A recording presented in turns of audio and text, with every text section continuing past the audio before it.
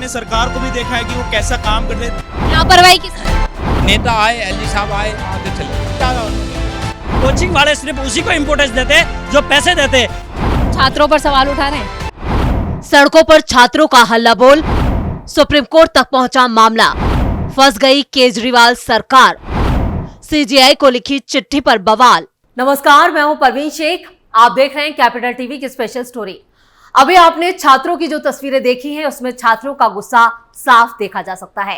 ये नाराजगी उस हादसे पर है जिसमें एमसीडी और आम आदमी पार्टी की सरकार की लापरवाही की वजह से 3 छात्रों की जान चली गई। 3 परिवारों के घर का दिया बुझ गया। जिन परिवार के बच्चों की जान गई वो पूरी तरह से बर्बाद हो चुके हैं। उनके घर में सिर्फ सन्नाटा और मातम पसरा हुआ है। माँ पापा का रो रो कर बुरा हाल है, हर तरफ चीख पुकार है। सवाल यह है कि जिनका संसार उजड़ गया उसके लिए कौन जिम्मेदार है, क्योंकि दिल्ली की केजरीवाल सरकार और दिल्ली एमसीडी दोनों दिल्ली के राव कोचिंग सेंटर हादसे से अपना पल्ला झाड़ रहे हैं। ये लोग एलजीवीके सक्सेना को बलि का बकरा बना रहे हैं, जबकि इस हादसे के लिए सीधे तौर पर आम आदमी पार्टी की सरकार की नाकामी है, क्योंकि ओल्ड राजेंद्र नगर के रहने वाले लोगों ने एमसीडी और सरकार को जिम्मेदार माना है। मैडम ये सिस्टम की फेलियर है, पूरी तरह फेलियर है। क्या होता है, ये अफसर लोग पैसे ले लेके काम करवाते हैं। सबको पता है कि ये सब बिल्डिंग कंस्ट्रक्शन, अब जरूर ये नई बिल्डिंग बन रही है, पूरी तरह इलीगल है। आगे जो एनक्रोचमेंट, आज इन्होंने एक्टिविटी करी और वो एनक्रोचमेंट उन्हें नज़र नहीं आया, ये दिखावे की एक्टिविटी है, एक्चुअल में कोई काम नहीं है, ना होगा, क्योंकि सिस्टम पूरी तरह फेल है। सबकी जेब गर्म है, कोई भी हो, बड़े से बड़ा अफसर, छोटे से छोटा अफसर, सबकी जेब गर्म। जेई और एई को आज सस्पेंड किया, पर उससे ऊपर अथॉरिटीज, उनको क्या किया? उनको तो नेता आए, एलजी साहब आए, आके चले गए, क्या उन्होंने दिया? वो तो कहते कंपनसेशन। जिस तरह बच्चा क्या उससे पूछो ना, कंपनसेशन क्या है? इतने स्टूडेंट बैठे हैं, मेरा बच्चा भी आज पास आउट किया, अभी किया, ग्रेजुएशन हुआ है, तो वो भी हो सकता था, क्या पता। मेरे बच्चा पीछे स्कूल में पढ़ता है, 10th क्लास में, स्टैंडर्ड में, पर ये सिस्टम की पूरी तरह फेल रही है, मैं तो मानता हूँ। और जितने इलीगल हैं, कुछ रेजिडेंट भी यहाँ जो लोग हैं वो लालची हैं, वो छोटे छोटे कमरों में लोगों को, और स्टूडेंट्स का भी फॉल्ट है, क्योंकि छोटे छोटे बच्चे, स्टूडेंट्स के पास पैसे बहुत हैं।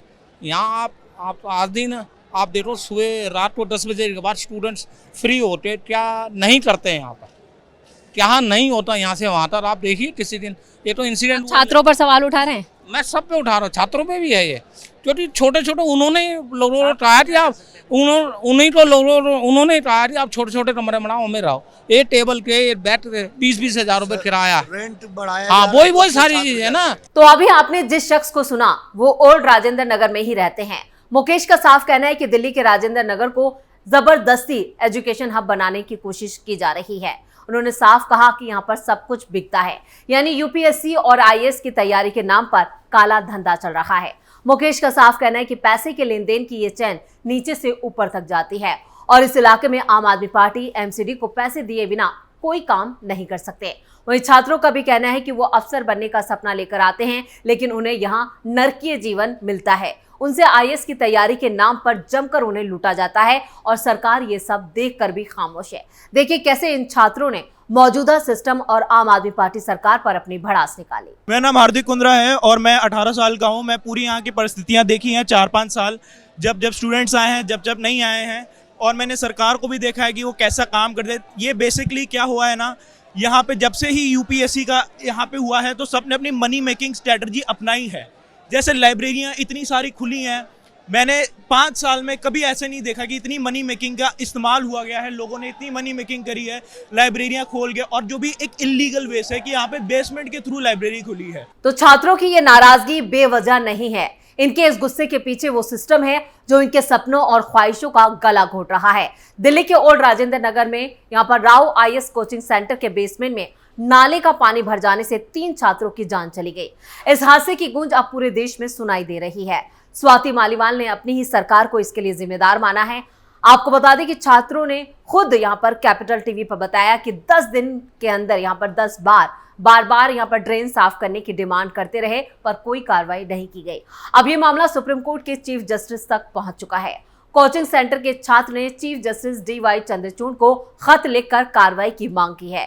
छात्र अविनाश दुबे ने कहा है कि राजेंद्र नगर और मुखर्जी नगर जैसे इलाकों में खराब इंफ्रास्ट्रक्चर के कारण अक्सर बाढ़ आती है और इसके लिए उन्होंने नगर निगम की लापरवाही को जिम्मेदार ठहराया। उन्होंने छात्रों के मौलिक अधिकारों की सुरक्षा की मांग की। उन्होंने लिखा है कि नगर पालिका और दिल्ली सरकार की लापरवाही की वजह से आज छात्र नरक जैसे जीवन जीते हुए अपनी तैयारी कर रहे हैं। चीफ जस्टिस ने अभी तक ये तय नहीं किया है कि खत को याचिका के तौर पर देखा जाएगा या नहीं। वहीं छात्रों का कहना है कि इस इलाके में पूरा एक नेक्सस काम करता है। पहले तो ये बताए क्लियरली कि कितनी मौतें हुई है, ठीक है ना। अभी तक ये नहीं बता रहे कि अभी एक न्यूज़ आ रही है अनऑफिशियली, संभवी करके लड़की, उसकी जो बॉडी है वो उसके फैमिली वालों को अनऑफिशियली हैंड ओवर कर दी गई है। वो कहा कि ये वो नहीं बता रहे सब कुछ, ठीक है। 40 से ज़्यादा बच्चे यहाँ अंदर पढ़ रहे थे और रात को ये आए और वो सब NDRF वगैरह जितने भी कम से कम 2-2 घंटे सब लेट आए और पानी ऐसे चला गया। तो आप ही बताओ, लॉजिकल बात है कि जब फ्लो में पानी इतना स्पीड से आ रहा है, करंट की बात है, तो कोई कैसे बाहर आएगा? बाहर आना पॉसिबल ही नहीं है। और ये सब 3 बता के बच्चों को सबको गुमराह कर रहे हैं कि भाई 2-3 दिन में निपट जाएगा मैटर, और कि हम वापस अपना जो ये गोरख धंधा चला रहे हैं वो ऐसे ही हम चलाते रहेंगे। लापरवाही किस लापरवाही सरकार की भी है और लापरवाही कोचिंग वालों की भी है, क्योंकि कोचिंग वाले सिर्फ उसी को इम्पोर्टेंस देते हैं जो पैसे देते हैं। और लापरवाही उन लोगों की भी है क्योंकि यह जो है ना, जितने भी फ्लैट्स बने हुए उनको सिर्फ कोई मतलब नहीं है। 40,000 50,000 ORN में तो ये हालात है। ऐसे रेंट लेके बच्चे कैसे हालातों में रह रहे हैं, उनको कोई फर्क नहीं पड़ता कि सेफ्टी कैसे। अभी 4 दिन पहले नीलेश करके जो UPSC 5th अटेम्प्ट में मेंस लिख रहा था बेचारा, वो उसका शॉर्ट सर्किट से करंट लगे से मौत हो गई पटेल नगर, वेस्ट पटेल नगर में, ठीक है। तो ये, लेकिन उसके लिए कोई रिस्पॉन्सिबिलिटी नहीं। ये तो अभी जो 3 आए ना, तो इनको थोड़ा लग गया कि भाई अब ये रिवील नहीं करना चाहते क्योंकि ये बवंडर हो जाएगा अगर ज़्यादा हो गई तो। इतने बच्चों की हम मानते हैं कि 15 से ज़्यादा बच्चों की मौतें हुई है और ये नहीं बता रहे। मैं कह रहा हूँ ना, अनऑफिशियली उनके फैमिली वालों को बॉडी दी जा रही है और उनको भी ऐसा कर रहा है कि उनको कहीं मीडिया के सामने नहीं आने दिया जा रहा है। ये बात है ना, तो कोई मीडिया भी, बड़े नेशनल मीडिया नहीं उठा रहा है ये बातें उठानी चाहिए। दूसरी बात ये है, ये जो कोचिंग वाले जितने भी है ना, ये जितने भी कोचिंग वाले सबके सेम सिस्टम चल रहा है, सेम सिस्टम चल रहा है। सबके बेसमेंट में, ना कि सिर्फ लाइब्रेरी है, सबके बेसमेंट में क्लासें चल रही है। हमारे कोई दोस्त गए और काफ़ी मित्र जो है वो मिसिंग है अभी तक। अगर वो जिंदा है, अगर वो है तो वो आते ना यहाँ पर, हमसे कांटेक्ट। तो छात्रों की इस खुलासे से साफ है कि अवैध बेसमेंट बिना भ्रष्टाचार के कैसे चल सकते हैं, एक्स्ट्रा फ्लोर कैसे डल जाते हैं, कैसे हो सकता है कि बिना पैसे खाए सड़क नालियों के ऊपर कब्जे हो जाते हैं।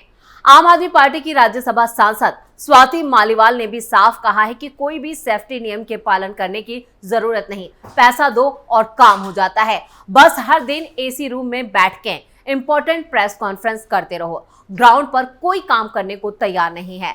कुछ दिन पहले पटेल नगर में करंट लगने से हुई मौत से भी कुछ नहीं सीखा। छात्रों की सुरक्षा कोचिंग संस्थानों की जिम्मेदारी है, लेकिन हकीकत में ऐसा नहीं होता।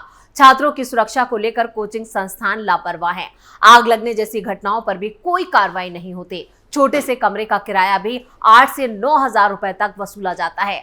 करोल बाग में तो कुछ छात्र बेसमेंट में ही रहने को मजबूर हैं। मकान मालिक किराएदारों से तानाशाही रवैये जैसे पेश आते हैं। छात्रों की सुरक्षा कोचिंग संस्थानों की नैतिक जिम्मेदारी होती है, लेकिन किसी के साथ कुछ हो जाए या कोई जिम्मेदारी लेने को तैयार नहीं है। एक कोचिंग संस्थान में आग लगने की घटना में भी कोई कदम नहीं उठाया गया, यानी कोई एक्शन नहीं लिया गया, यानी चारों तरफ सिर्फ लूट खसोट मची है।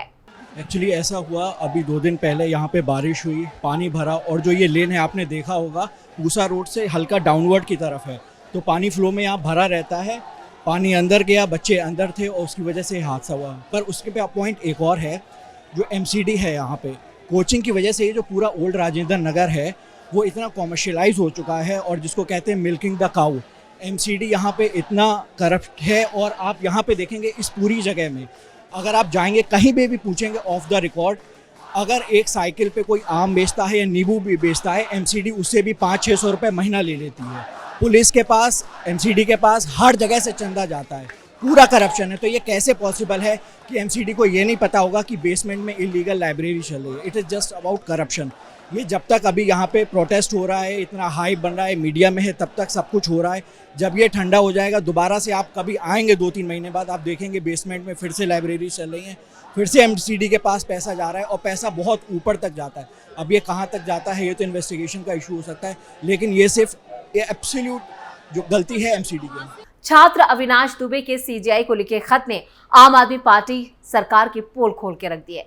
इस खत में स्वस्थ जीवन जीते हुए पढ़ाई करना उनका मौलिक अधिकार है, लेकिन ये छात्र जल भराव की समस्या से छात्रों के स्वास्थ्य और सुरक्षा से खिलवाड़ कर रहे हैं। ये घटनाएं हृदय विदारक और चिंताजनक है। जल भराव की वजह से छात्रों के स्वास्थ्य और सुरक्षा को गंभीर खतरा पैदा हो गया है। दुबे ने सुप्रीम कोर्ट से अपील की है कि अधिकारियों को जल भराव की समस्या का स्थायी समाधान निकालने का निर्देश दिया जाए। साथ ही इमरजेंसी और यहाँ पर जो चिकित्सा सुविधाएं हैं उन्हें भी मजबूत किया जाए, यानी एक हेल्थ सिस्टम मजबूत बनाया जाए।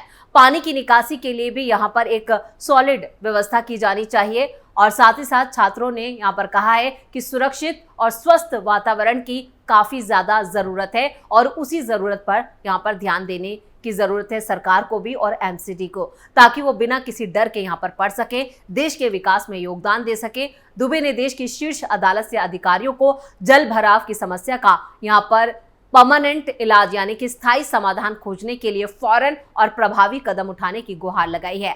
साथ ही इमरजेंसी और मेडिकल रिस्पांस के उपायों को भी मजबूत करने के निर्देश देने की अपील की है। इसी के साथ ये भी कहा है कि पानी की उचित निकासी की जानी चाहिए। तो ये सिस्टम का फेलियर कई सवाल खड़े करता है और इन सवालों के घेरे में एक बार फिर दिल्ली के सीएम अरविंद केजरीवाल हैं, क्योंकि दिल्ली की सत्ता पर 10 सालों से आम आदमी पार्टी का कब्जा है। लेकिन उसके बावजूद अब तक दिल्ली को सिर्फ परेशानियां, समस्याएं और जल भराव जैसी समस्याओं का सामना करना पड़ रहा है। और ये जल भराव की समस्या ही यहाँ पर 3 छात्रों की जान को निगल गई, जिसके बाद अब पूरे देश में हल्ला मचा है। लेकिन अब देखना यह होगा कि यहाँ पर सीजीआई या सुप्रीम कोर्ट की तरफ से इस मामले पर क्या कदम उठाए जाते हैं। तो स्पेशल स्टोरी में इतना ही। वीडियो कैसा लगा कमेंट करके अपनी राय जरूर दें। वीडियो को लाइक करें, शेयर करें और कैपिटल टीवी को सब्सक्राइब जरूर करें। नमस्कार।